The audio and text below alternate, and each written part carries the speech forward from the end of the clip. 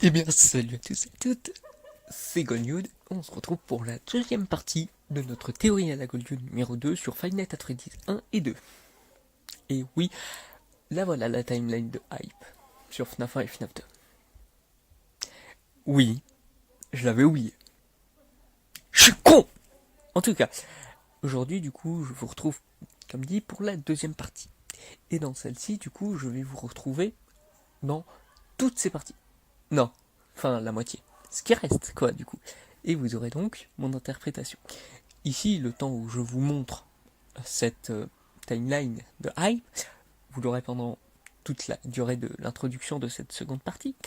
Eh bien, je tiens à vous préciser qu'il y aura enfin mon interprétation de la chose et la vraie théorie à la Goldiote. Mais bon, rassurez-vous, il y aura le reste aussi, et je ne crois pas qu'il y aura un regroupement des deux parties, parce que ça ferait plus de 2 heures. Et c'est pas contre moi, c'est pas contre vous, mais c'est que mon téléphone, niveau stockage, il va décéder. Surtout quand récemment, j'ai réinstallé tous les FNAF sur mon téléphone. Parce que je suis con. Ouais. Voilà, c'est ce qu'il faut résumer de cette introduction. C'est que je suis con. Ah oui, aussi, les phases de gameplay qui étaient FNAF 1 pendant la vidéo FNAF 1 et FNAF 2 pendant la vidéo FNAF 2, bah, ce coup-ci maintenant, ça sera avec même des gameplays qui ressemblent à FNAF 2 dans les autres puces. Parce que ce que j'aurais rajouté comme partie, si j'avais bien divisé, et du coup là ça sera un peu plus compliqué, ça sera dans la conclusion, ça sera pour conclure ces deux vidéos à la Goldiote, puisque ce seront les dernières. Du coup, vous pourrez découvrir ce qui reste de ces lores jusqu'à maintenant, dans le lore actuel avec lequel je parle. Et vous allez voir que ça devient bien ridicule, mais voilà, donc bientôt peut-être dans Théorie à la Goldiote numéro 3 ou autre, ça sera des parties intégrantes. Je ne sais pas encore comment je vais m'organiser, mais du coup oui, c'est encore un retcon, mais c'est fait exprès, connard. Mais bon, voilà. J'espère que vous avez du coup compris l'idée derrière tout ça. Et j'espère que ça sera assez clair pour cette deuxième partie avec tout le reste. Voilà. Merci. Et allez, à tout de suite pour le chapitre 5 et les autres. Et bien, du coup, on va enfin parler des retcons. Parce qu'il y en a eu toute une flopée quand même. Et bien, déjà, nous pouvons voir l'histoire du fait que le meurtrier soit enfermé.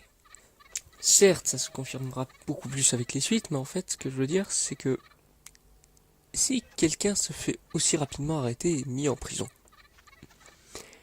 on le voit à la gestion de FNAF 1 que c'est pas du tout la même efficacité chez FNAF 2. Genre, on voit que leur gestion, c'est avec les animatroniques. Donc, avouez que c'est un peu bizarre quand vous savez que juste après, ils enferment plus la personne. Voilà. Ensuite, il y a le plus gros des retcons, hein, bien sûr, la morsure de 87.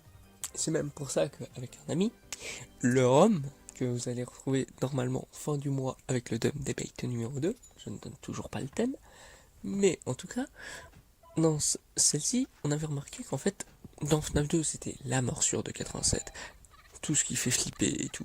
Et comme on peut voir qui a été confirmé par les théoriciens que j'ai utilisé pour pas la norme, mais les leurs objectifs de FNAF 2 du moins, bah en fait on remarque que, comment dire, je vais dire, mais dans FNAF 1 c'est la morsure de 87, dans FNAF 2 c'est l'excuse de 87. Je m'explique. Tout ce qu'on savait de la morsure de 87 dans FNAF 1 n'est absolument plus vrai dans celle de FNAF 2. Ça peut être Golden Freddy, FNAF 2. Ouais, maintenant on est tous à penser que c'est Mangle. Bon, à part Hype, certes. Mais il le dit lui-même que ça a des failles et que il y aurait un shift 87-83 et tout, mais ça, on en parlera en temps voulu. Ensuite, ce qu'on peut remarquer aussi, c'est que, comment expliquer, avec ce qu'on voit dans FNAF 1, avec le fait que ce soit les animatroniques originaux, en fait, c'était montré comme un restaurant quasi intemporel, qui pourrait être la faute de tout, en fait. Là où il y a tout eu. Comme ça, c'est un opus qui suffit en lui-même, ce qui est très intéressant. Je trouve même FNAF 1, comme c'est pour ça que je parle d'un non-lore pour lui, et même que qui se suffit en lui-même et que c'était magnifique comme ça, c'est le fait que tout pouvait se reposer sur le même restaurant, comme j'avais démontré et tout. Donc, tout pouvait fonctionner à ce niveau-là. Le fait que les animatroniques soient des classiques marche. Bah là, en fait, c'est les classiques qui ont été détruits, puis rénovés. C'est un retcon déjà, mais ce que je veux dire, c'est que c'est un peu compliqué à expliquer là. Ce que je veux dire, c'est que leur sens original est totalement perdu.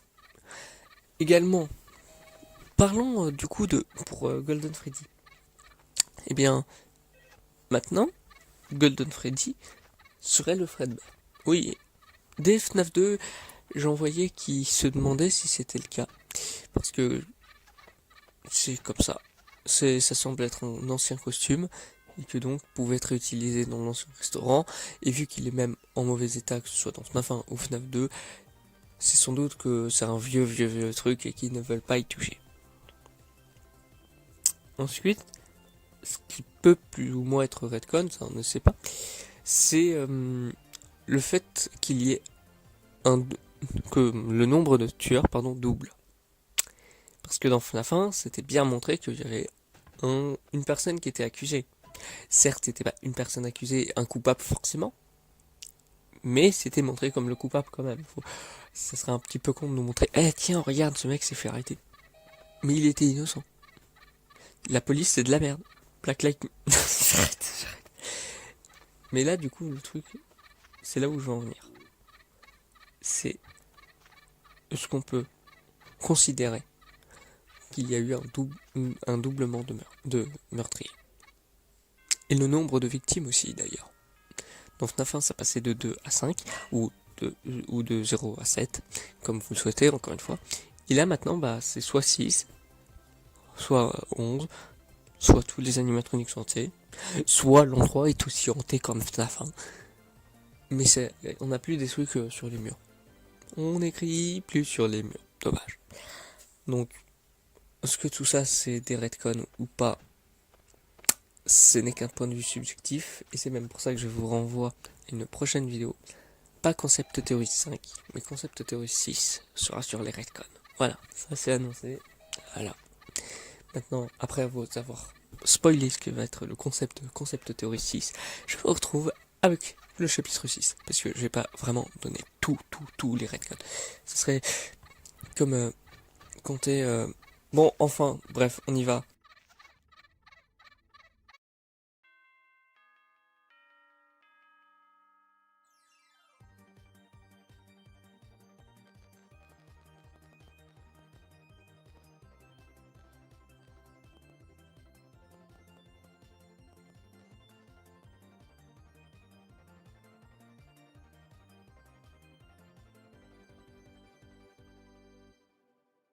Je vais enfin pouvoir partir très très loin. Mon plus grand des plaisirs secrets. Yes. Alors, en tout cas, le truc que j'ai à dire tout de suite, c'est qu'encore une fois, beaucoup de choses est possible. Certes, énormément moins que FNAF 1, ou de plus en plus dans la licence. Là, elle se complexifie, mais en même temps, elle laisse le doute. Mais, vous allez voir quand même que c'est vachement embêtant. Par exemple, le nombre de victimes. Nous ne savons pas le nombre de victimes. On peut choisir celui qu'on veut. Ça ne changera rien à l'histoire. Aussi, les animatroniques hantés. On ne sait pas. Les wizards, parce que les enfants ont été mis dedans, on ne sait pas. Ah mais non, ils l'ont été faits par Puppet, regarde ça veut dire ça. Non, ça peut être un autre. Est-ce que le tueur, ou les tueurs, justement, est-ce qu'il y a plusieurs tueurs? Alors, ça prendra moins de sens au fur et à mesure, mais là, c'était une théorie qui est devenue dans la norme, entre guillemets, dans le lore objectif. Vous l'avez remarqué avec Funky Fried. et un petit peu notre cher Captain Hype. Donc, on est sûr de rien niveau chiffres. À part les dates. Vous allez voir qu'avec mon interprétation, j'ai retourné le cerveau, mais c'est pas ça l'idée. Là, le truc, c'est que on est sûr d'aucun chiffre. Et vraiment, on sait pas avec quel costume le tueur a tué. Probablement Golden Freddy, pour que ce soit un animatronique jaune. Il n'y avait que lui à l'époque, qu'on connaissait. Donc c'est forcément lui. Non, parce que quand on voit ce qu'on dit être le Fredbear Family Dinner, c'est seulement Freddy. Et il est pas doré. Oui, je viens de détruire le truc que je disais déjà sur Golden Freddy et Fredbear. Non oui, sérieusement. On ne savait rien. Aussi du coup, pour la timeline. Ça, elle est plus ou moins sûre selon les personnes. Ok. Moi j'ai la tête cassée, c'est pas ça le truc. C'est que, encore une fois, on est en train de se dire souvent qu'il y a un rachat de Freddy Entertainment pour faire de nouveaux animatroniques et tout. Ça ne marche pas avec le fait de vouloir placer le rachat. Ça n'aide pas.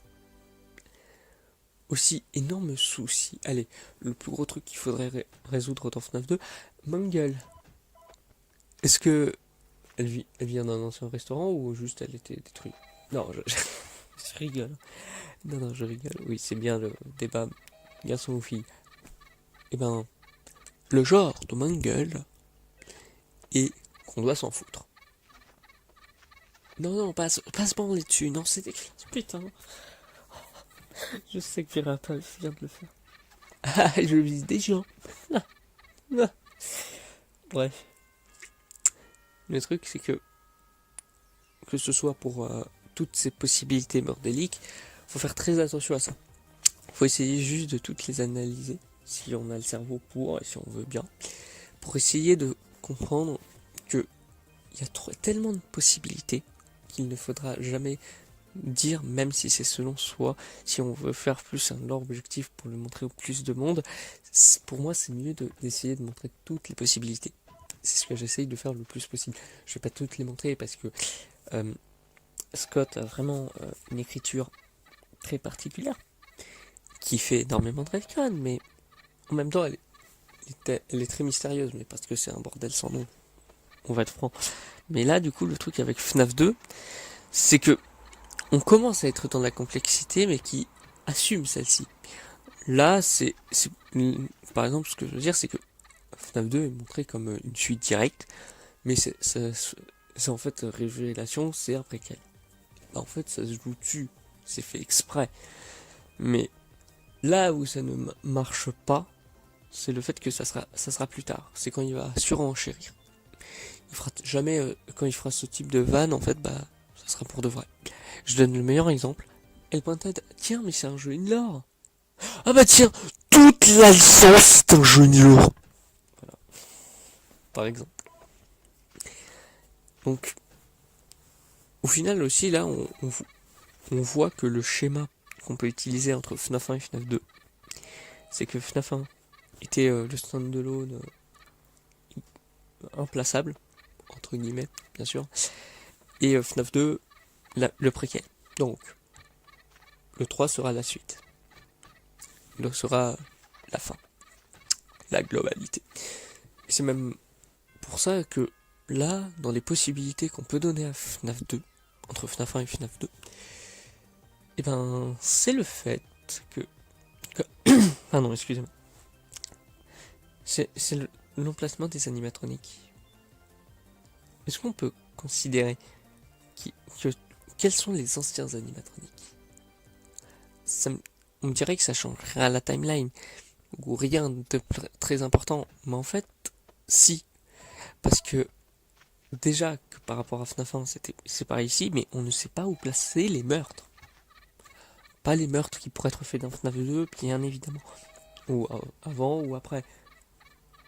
Non. Et c'est ça que je veux dire, c'est que les meurtres, on sait toujours pas où les placer. Les animatroniques, on sait toujours pas où les placer, où ils ont été faits non plus. Donc, est-ce que ça a été fait dans un meurtre? Ça a été dans le encore précédent. Il y a eu le restaurant où il y a eu le meurtre avec eux, et ensuite il y a eu celui de FNAF 2. Ben, on n'en sait rien. Vraiment, on n'en sait rien. Aussi, dans les trucs dont qu'on ne sait pas, et ça c'est un peu plus avec hype, mais je le voyais déjà, c'est l'idée du job d'été. Qui ferait que le restaurant de FNAF 2 a ouvert en été. Et qu'il aura fermé 2 semaines après environ. Et qui coïncide beaucoup avec la semaine qu'on voit et qu'on vit. Mais c'est là où ça devient compliqué. Parce que si on considère ça, c'est-à-dire que tous les éléments chronologiques qu'on a eu jusqu'à maintenant, on peut les remettre. On peut les remettre dans un autre sens. Et ça, certaines personnes le sauront, mais c'est mon caca. Donc, maintenant, je vais arrêter de faire toutes les possibilités parce que je vais encore pas faire toutes pour vous retrouver avec ma vision de la chose, mon interprétation, la théorie à la Goldwood. Mais, encore une fois, ce n'est juste pour le plaisir de retourner vos cerveaux. Allez, à tout de suite. C'est parti. Ouais, je suis fou.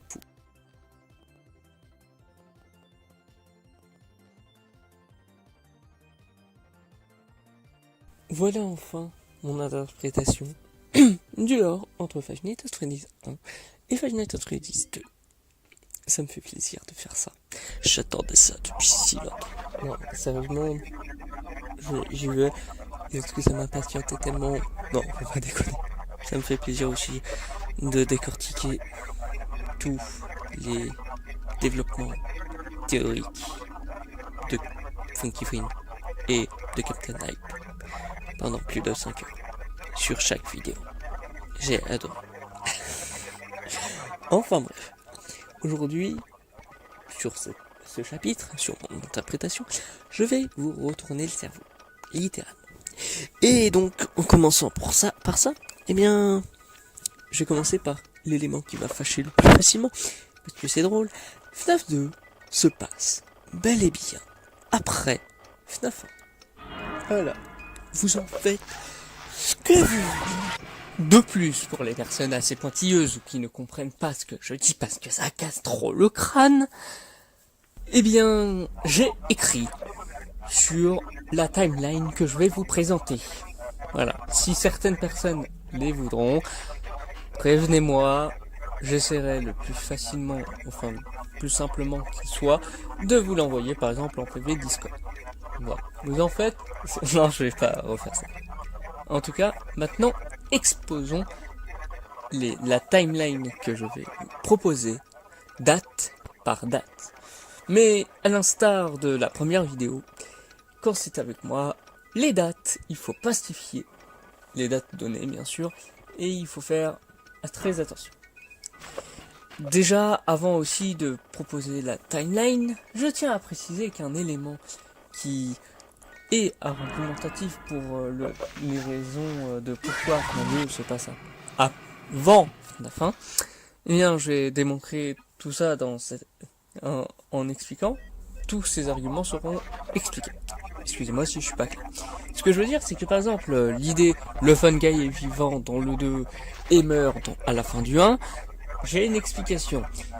Par exemple, mais regardez, la paye qu'a l'employé dans FNAF 1 est mieux que dans FNAF 2, bah ça c'est par rapport à quel prix était, quel salaire avaient les employés communs américains de l'époque, de chacune des deux époques qui ont été données, 87 et 92 ou 93. Et ben ça aussi je vais complètement l'expliquer et donner mon point de vue sur ça. Et le dernier argument, qu'est-ce que c'était déjà? Ah oui, le fait que le Fun Guy parle de la morsure de 87 comme un événement passé dans FNAF 1 et ne semble pas avoir été encore affecté dans FNAF 2. Ça sera également cité. Alors, je tiens à prévenir que cette interprétation n'est pas véritablement la mienne. c'est plus un avant-goût de montrer, après les possibilités les plus bordéliques qu'il soit, une très importante, hyper détaillée, et montrer que c'est la mienne pour en faire la théorie à la Gold. Vous avez peut-être enfin compris le concept de cette émission théorique. Maintenant, du coup, passons à la phase théorique avec la timeline. Vous l'attendez tous, on le sait tous. MDR. On aime tous que je ne donne pas de date précise, mais en tout cas, c'est parti. En 1900XX, il y a la naissance de Fazbear Entertainment, l'entreprise derrière tous les restaurants dont nous allons parler. Pourquoi en 1900 ? Parce qu'il y a eu la morsure de 1985. Et donc, probablement en 1900. Par rapport à ce qu'a dit le Fun Guy dans ce qu'on entend dans FNAF 1. Et qu'est-ce qu'il dit ? Il dit que ça fait plus de 20 ans que les animatroniques n'ont pas été lavés. Voilà. Ensuite, en 1900XX, je ne saurais vous dire combien de temps après, probablement même la même année, nous avons la création du Freddy Fazbear Pizza. Mais qu'avec Freddy, qui aura donné son nom à et deviendra l'icône.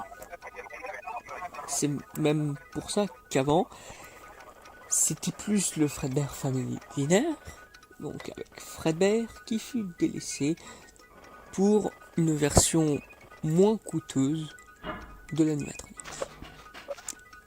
Mais je m'égare puisque ça serait à peu près la même chose à ce niveau-là, le Fredbear Family Dinner et le Freddy Fazbear Pizza à ce rythme.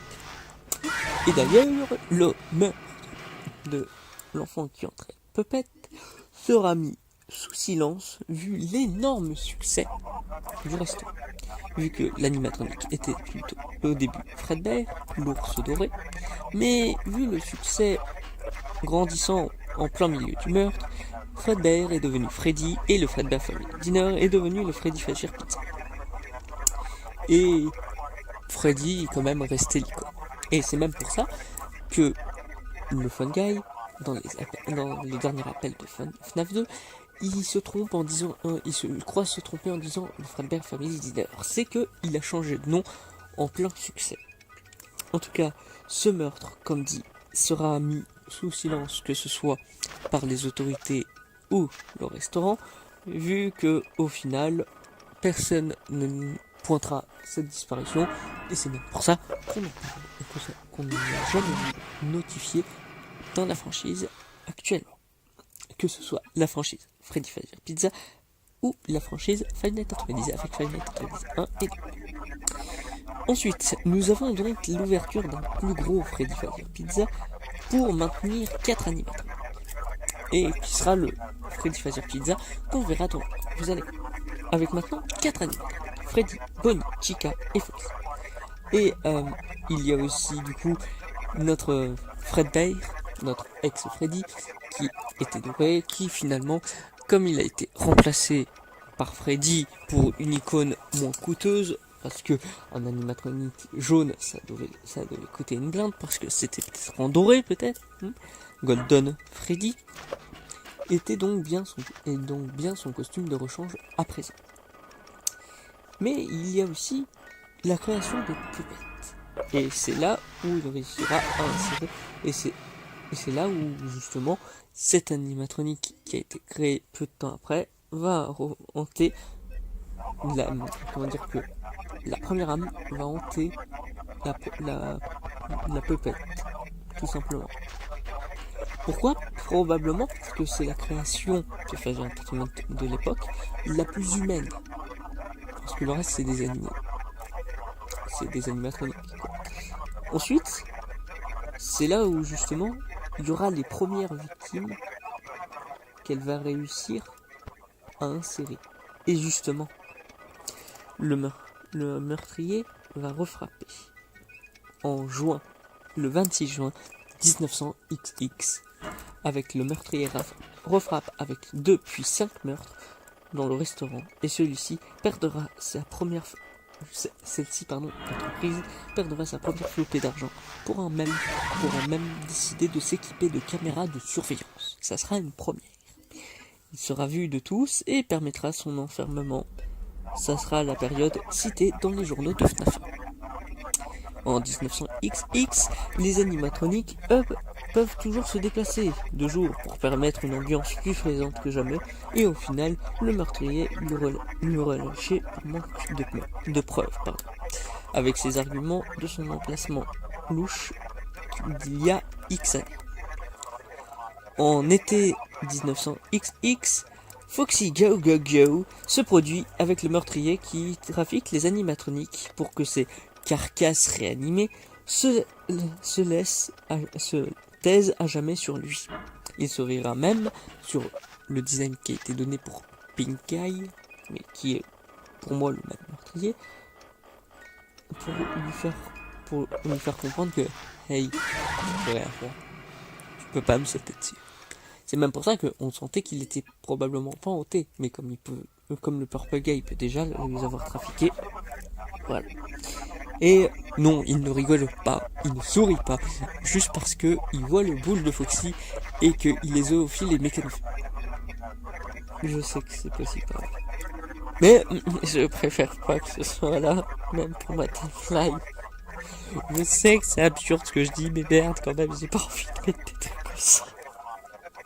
Vous en faites ce que vous voulez, mais voilà.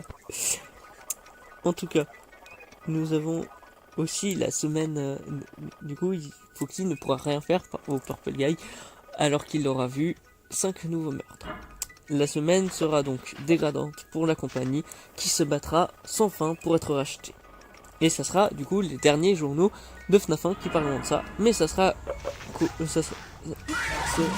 aussi là où aura lieu les enregistrements de FNAF 2. C'est la même semaine. Et cependant, cela va se dégrader l'an prochain. C'est-à-dire en 1987. Parce que ces appels qu'il fait dans FNAF 2 ont été faits avant. Il les a fait en 1986. Et justement, c'est du coup en été 1986. Et c'est même pour ça qu'il dit le travail d'été. Ensuite, en 1987, c'est là où il se passe le plus de trucs. Et même on va du coup le voir, justement en plusieurs phases, comme Captain Eye. Sauf que moi, justement, ce n'est absolument pas la même vision de la chose. Du coup, Puppet n'a plus d'endroit où abriter les cadavres. Déjà qu'il y a eu les premiers meurtres, ce qui a été appelé le MSI, où elle a mis du coup les âmes des enfants dans Freddy, Bonnie, Chica, Foxy et Golden Freddy. Mais du coup, elle avait vraiment inséré les costumes. Et comme maintenant ils ont été nettoyés, bien évidemment, eh bien, elle va les regarder dans les yeux pour voir si du coup elle peut en remettre. Oui, c'est clos. Et c'est même ainsi qu'ont lieu les intermissions à cette période. Au tout début de 87. Bon, au tout début, je ne sais pas précisément quand. Je n'ai pas de date précise. En tout cas, elle va y insérer du coup elle y mettra des animatroniques, mais sont dysfonctionnels et seront donc arrêtés le lendemain pendant un temps, jusqu'à faire la morsure de 87.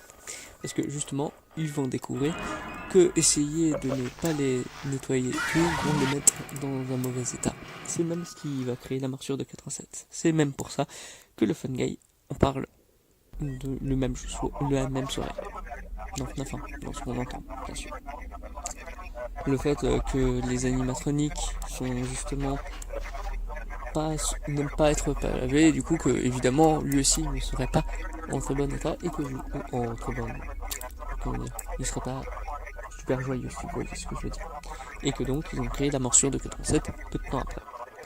Parce que les nouvelles âmes se sont attaquées à la personne qui a été la plus proche d'eux. Voilà. On va pas s'y rapprocher non plus à ce niveau-là. Mais je pense que c'est assez clair sur le fonctionnement de la chose. Ainsi, on peut donc également parler du fait que la morsure de 87 sera un événement huis clos et ne sera dit que par le Fun Guy dans ses appels de FNAF 1, puisqu'il les fera peu de temps après en 87.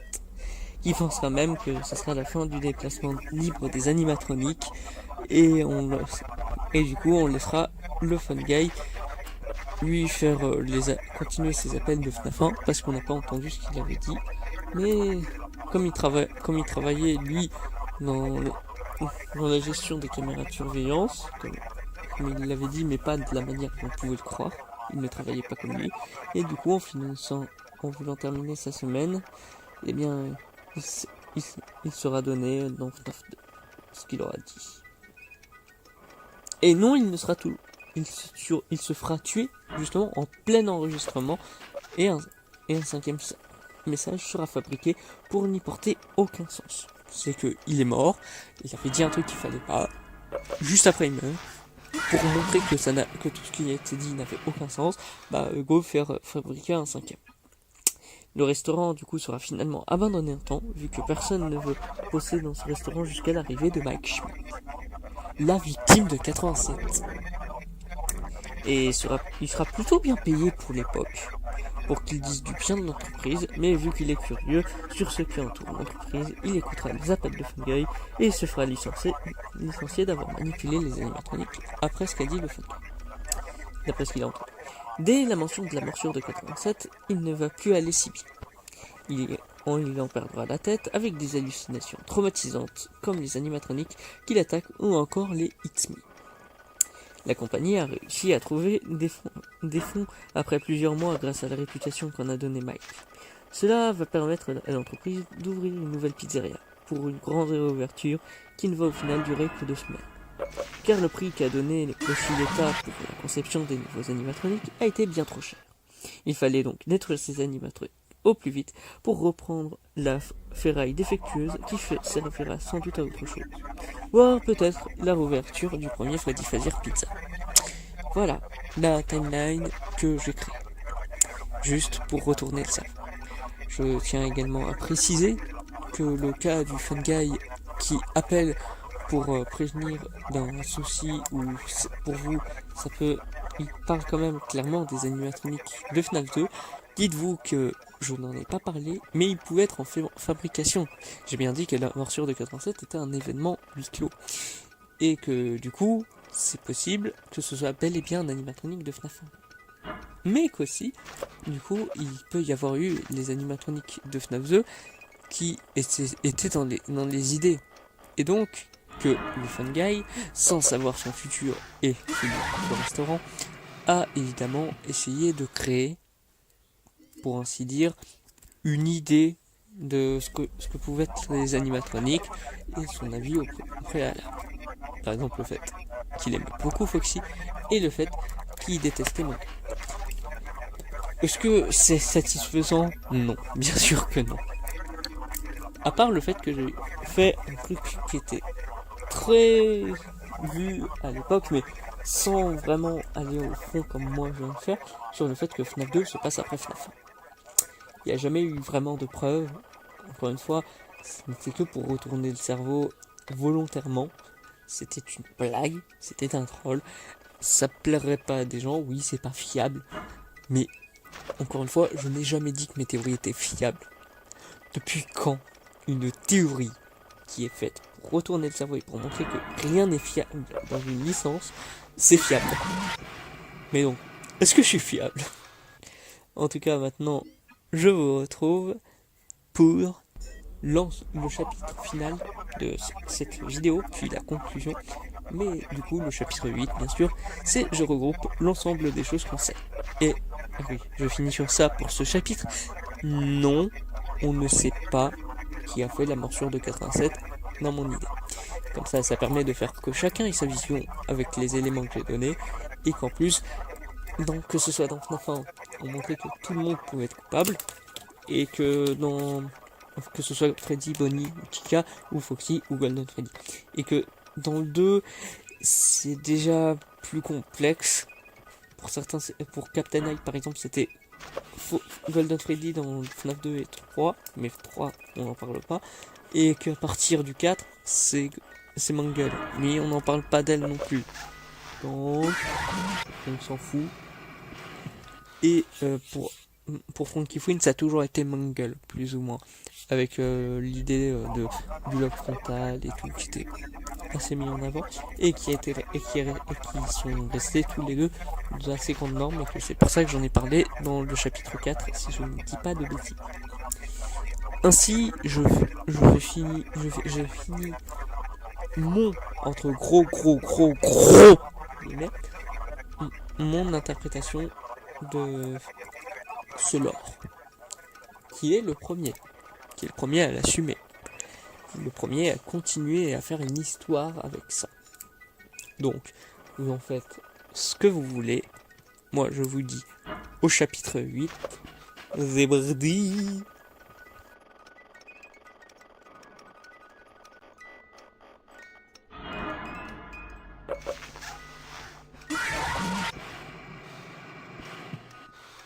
C'est bon! On se retrouve enfin pour le bilan des visions. Oui, je me calme. En tout cas, j'explique du coup aussi certains éléments qui n'ont pas dû être compris. En fait, par exemple, l'un des éléments les plus principaux que je pouvais donner mais qui n'avait pas de sens d'être ici, c'est que souvent on me dit qu'on peut me rétorquer que les éléments que j'ai donnés, encore une fois, ne sont vraiment pas précis. 19XX. Oui, c'est vrai, je l'accorde. Cependant, FNAF 1 se passe en XXXX. Voilà. Et comme il y a la morsure de 87 dans l'opus 1 lui-même qui est lié, dont on parle, c'est sans doute 1900XXX. Mais ça peut être même en 2020, pardon, pas 2020, mais 2000 et quelques. Du coup, c'est ça le truc. C'est que, on me rétorque que je suis pas précis, mais le chèque de FNAF 1 ne donne absolument aucune date. Deuxième truc, c'est que, et à voir avec ça, c'est que si on me rétorque, oui, bah, l'histoire du chèque, je l'ai pas résolu. Si, vu que les deux ont été donnés en 87, sauf que l'un a été donné à celui où il y a eu l'événement à huis clos. Donc, ce serait pas le plus top de lui donner un truc où ça marque 87 et le mec a eu un lobe frontal détruit, et justement le fun guy a parlé de cette erreur d'accident à huis clos, qui est la morsure de 87, dont on n'a jamais entendu parler ailleurs. Ça n'a jamais été... Donc c'est expliqué avec ça. Aussi, le truc qui marche dans mon élément, c'est que on me dit mais non, mais ça n'a aucun sens avec les prix qu'on a trouvés. Ça faisait 1987 pour FNAF 2, mais ça c'était déjà noté, et 92 ou 93 pour FNAF 1. Alors, je rétorquerais que on sait maintenant que Frenzy Entertainment peuvent cacher énormément de choses avec ce que nous dit le Fun Guy, et qui dit des conneries sans faire gaffe, mais qui vont du coup montrer une vraie nature de Frenzy Entertainment. Mais là encore, justement, dans ce que je veux dire, c'est que le chèque de Mike Schmidt note bien, comme je vais pas arrêter de le dire, X, non c'est pas du coup, X. C'est-à-dire, pas de date. C'est le 13 novembre, XX. Là où je veux en venir, c'est que si tu rends un chèque de cette manière, c'est un chèque en bois. C'est-à-dire un chèque que personne ne peut prendre et avoir l'argent qui est noté dessus. Un chèque doit être respecté avec la signature, avec la date, avec l'argent qui est redonné, ou comment versé, voilà, pour que ce soit pour un salaire ou autre. Si une date n'est pas notée, n'est pas une note correcte, le chèque n'est pas possible à être pris. Ne peut pas être pris et versé sur le compte de la personne qui l'a eu. Et si c'est bien à lui que c'est offert, bien sûr. Je vais pas parler du délire des faux noms. Mais, cela veut dire que Mike Schmidt a eu un chèque qui ne peut pas verser. Ça peut être vu comme un faux. Ça peut encore aller dans l'idée que je viens de dire juste avant. Mais, non, c'est pas un chèque qui compte. Non, vraiment pas. Donc, l'idée dont j'ai parlé est un peu plus probable pour la vanne qu'on ne le voit. Aussi, dans les autres visions, j'ai utilisé la vision de Frankie Fouine et de Captain Hype ce coup-ci, parce que je trouvais assez intéressant le fait que dans FNAF 1, je n'avais pris que la vision de Frankie Fouine, et bon, en fait, celle de Funky Queen et Captain Hype ne faisait qu'une, et ça serait probablement pareil pour certains ils en avaient parlé que ça, et je faisais la globalité de la norme, en fait. Et que justement, à l'inverse, en parlant de FNAF 1 et FNAF 2, comme Funky Queen avait fait une vidéo, mais juste sur ces deux-là au tout début, pas au tout début du coup, fin 2014, et que Captain Hype, lui, avait fait une vidéo exceptionnelle sur FNAF 2 et de FNAF 1, mais plus sur FNAF 2 et du coup ce que ça a apporté avec FNAF 1, et qu'il a fait une vidéo différente pour parler de FNAF 3, je me suis dit, je peux utiliser cette vidéo, regardez celle-ci, regardez l'autre, il y a vraiment des éléments qui, pour lui, expliquent FNAF 2, et puis voilà. Aussi, à part quand ça a à voir avec des rapports de FNAF 3, bien sûr. Par exemple, le truc qu'on peut dire, c'est que dans les visions, Shadow, Freddy et Shadow Bonnie ne sont vraiment pas des masses expliquées. Moi non plus, je l'ai pas expliqué, parce que pour moi, en fait, ça n'apportait à proprement parler rien à ce que je disais. J'aurais pu dire que c'est une idée du costume jaune qui a été utilisé, et que c'était justement c'était un costume jaune, mais que dans l'obscurité, c'était un shadow, mais je ne sais pas lequel était utilisé. Et d'ailleurs, pour ceux qui veulent savoir quel est le costume jaune qui a été utilisé selon la vision que j'ai, bah ça va peut-être vous étonner, mais en fait c'est comme la vision qu'aurait eu Funky Queen, celui de Golden Freddy. Oui, parce qu'on n'a pas encore la vision que c'est forcément Spring Bonnie, vu le lien éternel qu'a le perso qui sera développé plus tard, donc attends. Voilà, c'est un truc qu'il faudra attendre plus de temps pour que je l'aborde. Aussi, dans l'ensemble des visions, en fait, ce qu'on peut voir en lien, c'est aussi le fait de voir comment est Phasir Entertainment. Ils sont pas vraiment bien vus dans les deux sens. J'aurais pu faire une entreprise qui soit clean et tout, mais non, il y a beaucoup trop de trucs qui montrent qu'ils ne sont pas clean du tout. Et du coup, j'ai même utilisé ça à contre-pied pour montrer que c'est vraiment eux qui ont tout foutu. Et au fur et à mesure, on va voir que c'est possible. Ce qui est un peu con. Mais du coup, le truc aussi qui est par contre une assez grosse différence entre toutes les visions. Je vais pas parler, moi j'ai mis FNAF 2 après FNAF 1, bien sûr. Mais le fait de la temporalité dans FNAF 2. Ce que je veux dire, c'est que Captain Hype, par rapport à Funky Queen et à proprement moi-même, ben en fait, il a placé ce qui s'est passé dans FNAF 2 après l'ouverture du restaurant de FNAF 2 et après la morsure de 87. Et c'est avec les enregistrements des appels de Funny pardon. C'est pas de lapsus révélateur, absolument pas. Il y avait juste Funky Queen qui était sur Fun Guy probablement, Purple Guy et Captain Hype qui en avait parlé, mais qui disait que c'était vraiment très peu probable. Bah, en fait là le truc c'est que avec les appels du Fun Guy qui plaçait avant pour Summer Job, et que le jeu se passe en novembre d'après le chèque, qui peut encore être falsifié lui aussi. J'en ai pas parlé, mais à part avec le truc X, non le reste, bah là aussi c'est de la falsification, mais on peut même aller à ce niveau-là des dates et à ce point du mois ou du jour. Mais c'est ça le truc, c'est que ça m'a permis de me dire je vais prendre ça encore une fois encore plus loin, en disant que vraiment tout ce qu'on sait on peut le placer autre part. Le truc c'est que on a trop peu de dates dans FNAF et on a trop peu de choses qui est en dehors des jeux, ce qui était quelque chose qui a plu à Game Theory et dont je n'ai jamais parlé, mais ça avait par exemple pas mal plu à Captain Knight pour cette vision. Et ben moi je l'ai utilisé encore, mais d'une manière ça va n'importe où quoi. Et c'est ça qui peut être vu d'une manière assez intéressante.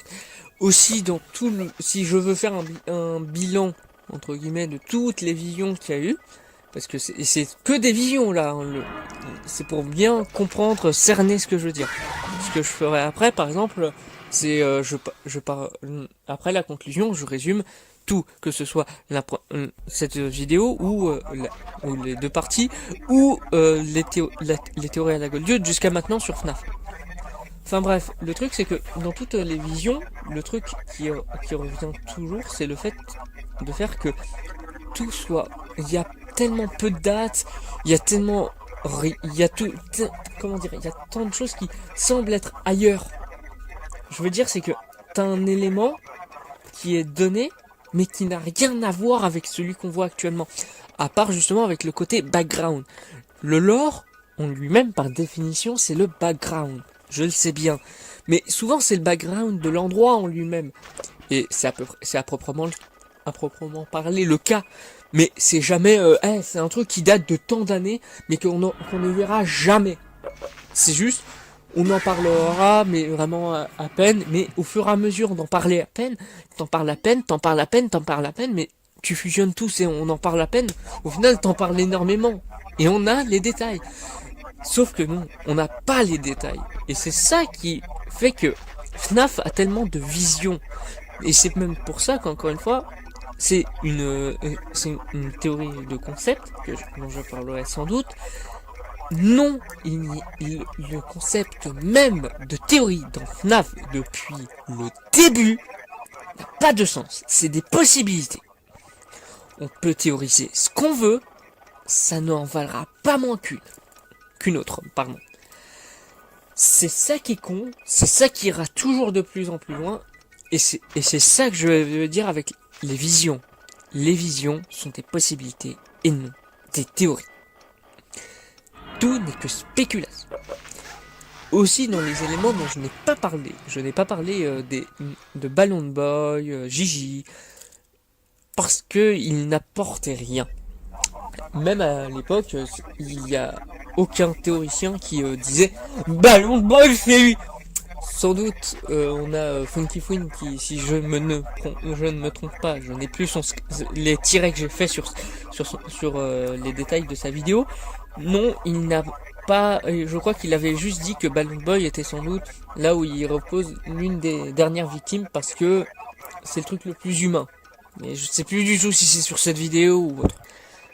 Mais bref.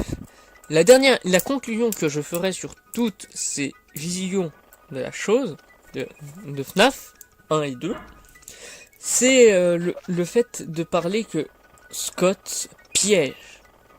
Scott faisait croire que c'était une suite pour que ce soit un préquel.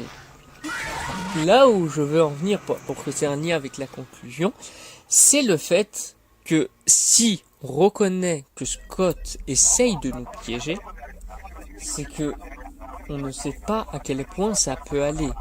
Là, ça en va de la timeline. Vous avez bien vu à quel point j'ai changé la mienne. À quel point j'ai vraiment chamboulé tout. Captain Hype également. Et Funky Fwin a créé cette norme. Et Captain Hype a créé la sienne. Je ne vais pas créer de normes. Faut pas déconner non plus. J'ai pas énormément d'abonnés, c'est pas à moi qui vais changer toute la norme de FNAF, surtout quand je me dis, je parle de FNAF et c'est que pendant quelques temps, et puis après, j'arrête et je reprendrai sans doute si ça me revient. Mais, voilà, le truc, c'est que, non, il y a aucune idée qui va dans ce sens. C'est que, si Scott piège, il faut essayer de trouver quand il piège et sur quoi.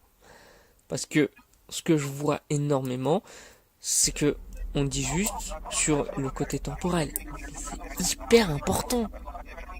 On ne sait pas à quel point ça peut être dangereux de se dire qu'il piège, mais sans essayer de voir où ça va. Et c'est là où ça piège même le concept de théorie, selon moi.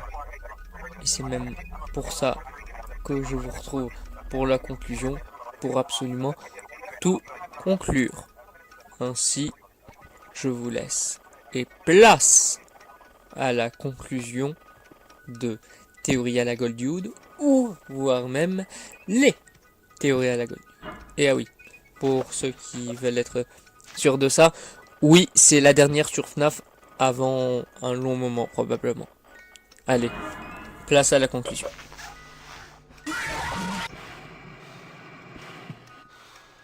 Nous voilà enfin pour conclure tout ça, yes. Alors, déjà, je vais expliquer la division des vidéos. Alors, celle-ci va probablement changer. Actuellement, je n'ai que 8 chapitres. Et j'avais bien parlé du fait d'en faire probablement 9. Pour que la prochaine fois, si je fais sur FNAF, ça sera sur FNAF 1, FNAF 2, FNAF 3. Et que du coup, si j'ai 9 chapitres, ça me permettra sans doute de faire que je divise en 3 plus simplement. Mais encore, c'est en préparation et c'est dans trop longtemps, donc oui, probablement c'est dans longtemps. Je ne parlerai pas de FNAF peu de temps après. Je pense que même pour le printemps, je vais reposter des trucs qui sont un peu merdiques. Voilà, comme mes premières vidéos. Enfin, les premières que vous avez vues justement. Enfin bref, voilà l'idée de la chose. Aussi, dans les choses que je voulais parler, mais que justement là ça n'a pas de sens et qui serait probablement dans les chapitres, c'est le fait de comparer ce qu'on sait avec FNAF 1 et ce qu'on sait avec l'opus qui serait cité autre. Et ça serait assez intéressant. Et en fait, le truc qui est assez intéressant là-dedans, c'est vraiment, tu vois à quel point ça a changé. Il y a un truc, depuis le tout premier opus, ça a changé, putain. Là, par exemple, même actuellement, là où je tourne, ça a énormément changé. FNAF, c'est plus du tout ce que c'était. C'est plus mon jeu indépendant. Non, mais je pense que vous voyez ce que je veux dire. J'aime toujours autant FNAF et j'aime toujours autant pas FNAF. Oui, j'ai un lien très paradoxal avec FNAF, salut. Est-ce que c'est pas parce que c'est en lien avec la licence? Pas du tout. Du coup, le truc, c'est qu'il y aurait une idée de chapitre comme ça, il y en a d'autres qui me viennent en tête.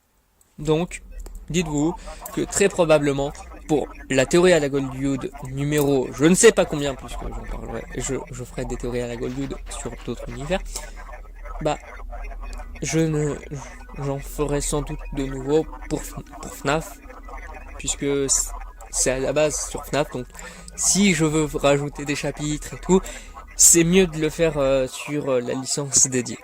Voilà. Ensuite, dans les autres éléments qui sont là pour conclure et donner une finalité à tout ça, il y a l'idée même que de ce qu'est les théories à la Goldwood. En fait, je vais être franc, initialement, une théorie à la Goldwood, c'était fait que où je ne fais qu'une théorie parmi tant d'autres. Mais en fait, je me suis rappelé que concept théorie, décryptage de caractère, dump debate, et ben en fait, bah c'est des théories à ma manière, donc des théories à la Goldwood. Donc il n'y avait pas besoin. Et que du coup tout devrait s'appeler théorie à la Goldwood à la limite. Mais en fait, je me suis dit que, comme ça en fait c'est un truc qui peut même englober toute la chaîne, et ben je me suis dit, why not essayer de faire que, comment dire, de faire que c'est un ensemble, où j'essaye vraiment de voir tout ce qu'on peut faire sur la série que je fais, au fur et à mesure. Soit dans tout son univers, parce que son univers est assez clair, là, avec FNAF, au final, non, pas du tout. Et du coup, en fait, le truc que je fais, c'est par éléments qui arrivaient dans FNAF, pour faire comprendre que même au fur et à mesure, même depuis le début, c'est de la merde, et que même au fur et à mesure, bah, ça ira jamais de mieux en mieux. Ah, excepté FNAF 3. Non, c'est complètement faux également. En tout cas, le truc que je peux dire, c'est que aussi, du coup, évidemment, je diviserai selon le nombre d'opus ou d'éléments dont je parlerai. Donc, oui, j'espère finir avec avec ce qu'il faut avant. Hein. Par exemple, là, j'espère réussir à être au moins au-dessus de Sister Locution pour éviter la norme française. Enfin, Lex, vu que au fur et à mesure du temps, actuellement, FNAF a repris énormément de popularité en 2020 et que, oui, il y avait même des blagues dessus. Et avec ça, bah, ça ferait que probablement FNAF va être encore beaucoup plus suivi qu'avant. Pas autant que 2014-2015, j'en doute fortement. Mais ça sera pas mal suivi et du coup beaucoup de gens voudront continuer à essayer de voir son lore.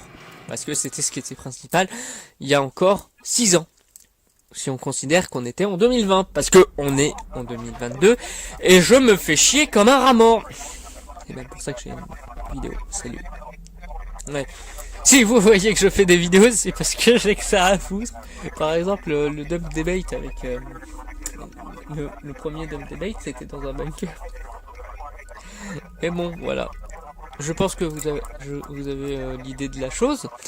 Mais dans ce que je peux dire également, c'est le fait que c'est bien que ce soit la dernière théorie à la Goldwood. Rassurez-vous, il y aura d'autres épisodes théorie avant la fin de l'année. Ce que je pense que je ferais, c'est encore quelques concepts théories. Parce que j'en ai beaucoup parlé et que c'est un peu celui que je préfère faire. Parce que ça montre vraiment ce que je veux dire sur FNAF. Et le dernier, c'est le dernier truc que je ferais aussi, je crois que ça serait 3 dump debate en plus. Oui, ça serait énorme, mais en fait, je préviens avec qui c'est. Non, je vais juste le dire pour si je le dis. Le deuxième sera avec le Rhum. Le thème vous est enfin donné. Ça sera sur les endosquelettes. Voilà, vous en faites ce que vous voulez, hein, mais moi je tease. Et le troisième sera sur l'horreur ou l'humour dans FNAF, avec un invité mystère, dont je vous parlerai bien assez tôt. Et ensuite, un thème qui est encore en réflexion, avec une amie. Voilà, et elle, je ne vous dis pas non plus qui c'est. Voilà l'idée des trucs. Aussi, il y aura un truc que j'avais commencé dans mes anciennes vidéos qui me font un peu honte, que je montrerai un jour probablement. Eh bien, c'est l'idée même du fait de faire ce que j'ai appelé le dev crypted. Le dev crypted caractère. En fait, ce qui se passe, c'est que je décris un développeur, là pour le coup des licences que j'aborde, parce que ça sera d'abord un peu vidéo ludique, parce que j'aime bien les jeux vidéo sans être geek, je préfère écrire.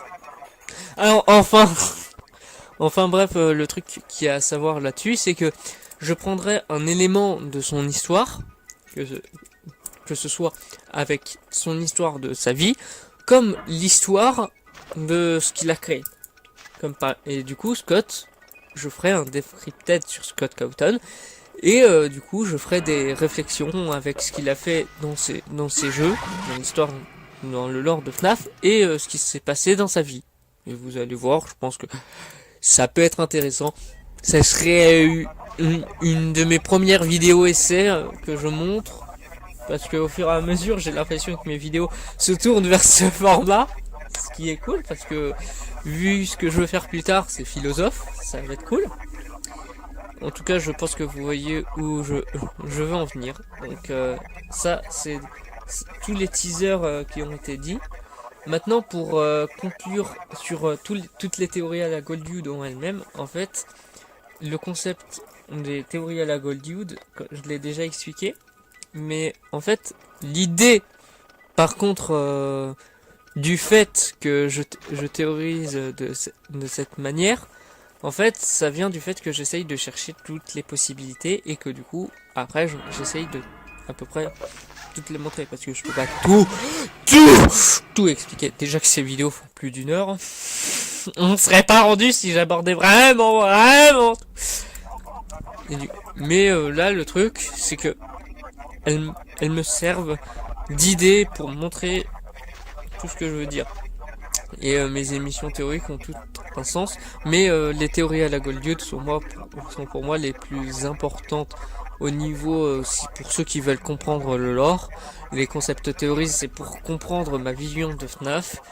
Et ensuite les dump debate, c'est à proprement pareil, mais en plus complexe. Voilà. Et dans ce que je peux conclure également, c'est le fait de cette vidéo en particulier. J'ai pris beaucoup de temps à la faire, que ce soit la première ou la deuxième partie. Je ne pense pas finalement, je crois que je l'avais dit que j'allais probablement le faire, mais je laisse tomber le fait de diviser, d'avoir divisé en deux cette vidéo pour ensuite la regrouper en une seule. Je doute finalement que je fasse ça, parce que c'est pas qu'elle est trop grosse et que ça pourrait poser souci. C'est surtout en fait que je me suis dit, c'est ça le truc que je vais faire, c'est que chaque élément aura une partie à proprement parler. Sans pour le coup que ce soit vraiment le cas. J'espère que ça sera assez compréhensible pour certaines personnes, même ceux qui... Désolé à tous ceux qui n'aiment pas les grosses, longues vidéos. J'en suis vraiment navré, c'est juste ma manière d'essayer de voir ce que je peux dire et de réussir à dire tout ce que j'avais envie. Par exemple là, le truc c'est que, encore une fois, la vidéo aurait pu être 1000 fois plus longue si j'avais fait un truc que j'ai fait dans la première théorie de la Goliath, ce qui veut dire montrer tous les éléments. Mais comme je l'avais montré sur le sous-titre, quand il y avait eu sur ça, pardon, excusez-moi, je bégaye un petit peu, et ben en fait j'ai laissé tomber le fait de montrer vraiment l'élément lui-même. J'ai préféré en parler et les évoquer plus que tous les montrer et dire tiens, voilà.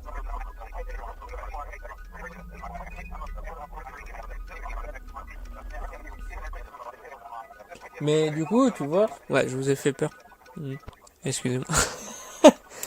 Non, du coup, c'est ça que je voulais dire justement, c'est que j'aime pas. Tiens, regarde, c'est bien, mais voilà le truc. Maintenant, moi je dis plus rien. Je te laisse regarder. Maintenant, je trouve que, en fait, ça peut être intéressant, mais il y a plus le fait que je recommanderais les trucs à regarder. J'essaierai de faire des fiches. Je sais pas comment ça se fait sur YouTube. Je sais pas du tout. Je demanderai sans doute à des gens, mais moi je suis nul un peu. Mais bref, le truc c'est ça que je vais faire maintenant. Mais oui, pour ceux qui ont remarqué, la première partie et sans doute cette deuxième partie sont plus longues que la vidéo FNAF 1 en elle-même. Alors que c'est en deux parties. Oui. Pour la première partie, ce n'était absolument pas volontaire. La deuxième, si je continue à faire des conclusions de cette manière, ça sera pas volontaire non plus. Actuellement, je ne sais même plus je ne sais pas à combien de temps je suis. Alors attendez, je regarde avec l'enregistrement. YouCute me dit que je suis à 1h02. Je ne sais pas depuis quand j'ai commencé cette conclusion. Parce que je m'enregistre pour chaque partie. Voilà. Comme ça, vous savez, salut. Mais le truc le plus compliqué en fait, c'est que avant, je me disais, je vais écrire toutes les vidéos, leurs scripts et tout. Ouais, c'est une belle transition, vous trouvez pas? Oui, je suis horrible, je trouve des transitions à chier. En fait, le truc, c'est que avant, j'écrivais le scénario des vidéos. C'est même pour ça que pour ceux qui veulent, hein, si ça intéresse, je sais pas, je vais essayer de montrer, je peux envoyer à qui veut le scénario de la Concept Theories 2, qui était aussi en deux parties, mais ça c'était absolument pas de ma faute, c'était avec le Covid Bact. Il y a eu la première phase où j'ai été directement mis dans un bunker, et la deuxième phase où c'est que certaines personnes. Mais le truc c'est ça, c'est que cette vidéo, bien qu'elle n'était absolument pas prévue d'être en deux parties, et c'est même pour ça que elle, par rapport à cette vidéo, je l'ai regroupée en une seule. Je dis pas beaucoup pour la première, je suis un peu dégoûté quand même. C'est pas grave. Hein. Mais le truc c'est que c'est la vidéo là, c'est que j'avais écrit un script, j'ai vraiment la note où j'ai tout écrit. Mais au fur et à mesure, j'ai remarqué que quand j'écris ce que je veux dire, c'est que je me limite plus. Oui, c'est un teaser pour Concept Theories. Vous ne verrez non. Mais en fait, le truc, c'est que j'arrive pas à bien aborder ce que je veux à l'écrit. C'est même comme ça que je me suis dit que je vais faire montrer d'abord mes vidéos FNAF, même si j'avoue que la qualité s'est un peu améliorée au fur et à mesure et que au tout début, c'était un peu médiocre. moi encore de la qualité que c'était, hein, mais avec les vidéos que je vais vous montrer juste dans quelques temps, ça sera encore pire, vous allez vous rendre compte. Mais voilà l'idée de tout ce que je veux dire, c'est que ces vidéos seront bien réparties, je verrai comment ça va se passer. Je tiendrai au courant dans les commentaires ou dans le chat de la chaîne, je crois qu'il y a un truc comme ça. J'espère que j'ai été plus ou moins clair sur tous ces éléments, parce que dans les autres que parler des teasers, parce que il faudrait que j'arrête, à part pour sans doute en parler si j'en ai un nouveau qui est en préparation. Mais actuellement non, je vous tiendrai au courant si cela change. En tout cas, il y a dans les autres trucs que je dois parler forcément dans une conclusion. C'est pas juste la conclusion qui est comme un making of, mais presque. C'est que pour conclure vraiment la totalité, pas des visions, parce que ça c'est le chapitre 8, c'est que justement ce chapitre 8 devrait faire partie de la conclusion. De base c'était ça, mais en fait je me suis très rapidement rendu compte que la conclusion, j'essaye de vraiment faire comme si c'était un making of, parce que pour moi ça conclut, mais le fait de regrouper toutes les visions qu'on a eues jusqu'à maintenant, en fait c'est plus pour clarifier les choses. C'est que la construction des chapitres, en fait, les premiers mettent la base. Ensuite, on a le lore, ensuite, et on finit, du coup, après avoir mis les bases, ce qui est reconnu comme la base. Du coup, le ou les lore objectifs. Ensuite, je commence à mettre tout en péril en disant que c'est absurde, qu'il y a plusieurs possibilités. Et je finis sur ça avec le fait de vraiment mettre le merdier total en montrant une vision à l'encontre même de toutes les normes du lore dont j'ai parlé juste avant. Donc au final, je barre tout ça pour montrer ce que j'avais à dire, et du coup ça peut retourner le cerveau de la plupart. D'autres doivent me connaître pour la gestion de ce que je dis, mais c'est ça l'idée. Et c'est là où est la place du chapitre 8, c'est que il ne conclut pas, mais il essaye de clarifier les choses pour que ce soit plus compréhensible. Et si, bien évidemment, ça ne l'est pas pour vous, parce que je sais que ma manière de faire, mon écriture, ma manière de parler n'est pas toujours très claire pour tout le monde, et ben si vous voulez, vous pouvez me dire dans les commentaires ce que vous n'avez pas compris. Vous n'avez pas compris ce que tu voulais dire pour le sec, par exemple. Et ben j'essaierai de donner la réponse qu'il faut, et celle que je pense peut aider. Et si vraiment vous pouvez pas, bah je peux, si vous voulez, vous contacter sur Discord et vous envoyer des PV ou être en vocal pour expliquer ce qu'il faut. Voilà, j'espère que ça vous aidera vraiment à ce que ça aide à tout ça. Bien sûr, vous n'êtes pas obligé, si vous comprenez pas et que vous vous dites bah en fait je m'en fous de comprendre, bah, si tu veux, mais en fait ok. Mais si tu comprends pas ma vidéo et que tu veux essayer quand même de comprendre la manière dont je fonctionne pour FNAF et tout, c'est un peu bizarre dans l'idée, mais je peux comprendre. Aussi, le truc, c'est que dans ces théories à la Goldwood, je vais vraiment le dire parce que ça devait pas être la dernière. Non, je n'allais pas parler de FNAF 1, 2 et 3. Mais en fait, j'allais utiliser l'idée de base des théories à la Goldwood, comme je viens d'en parler en fait, mais j'ai laissé tomber parce que je trouvais qu'au final l'idée même de la chose, ça ne ancrait pas dans l'ensemble. Ça j'aurais très bien pu le faire parce que c'est drôle. Non, c'est le fait que j'essaye d'avoir une certaine logique paradoxale sur le fait de ce que je crée. C'est que là, ces théories à la Goldwood ont abordé volontairement FNAF 1 et ensuite FNAF 2. FNAF 1 et FNAF 2, pardon. Le fait que ça parle d'abord de FNAF 1, c'est sur le fait que ça parle du tout premier lore. Enfin, du tout premier non-lore, pour être plus précis.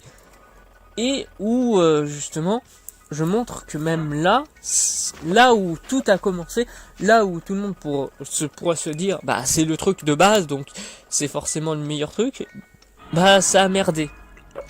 Et qu'ensuite, bah là où des gens pourraient s'attendre au truc que je ferais comme Captain Hype, comme je l'avais dit pour la vanne, et pour le Redcon évidemment ici, c'est justement le fait de montrer en évidence ce Redcon. Et c'est même pour ça qu'il y aurait une concept théorie dessus, comme je l'ai dit. Mais en fait là le truc, c'est que... Comment expliquer même là où on s'attendait à un truc, je piège, et en plus, avec FNAF 1 et FNAF 2, tout le monde le sait qu'il y a eu des retcons parce que Scott a au final continué après le premier opus, mais aussi c'est là où on dit avec FNAF 2 ça va, c'est juste que ça qu'il avait absolument pas prévu, il voulait quand même raconter son histoire.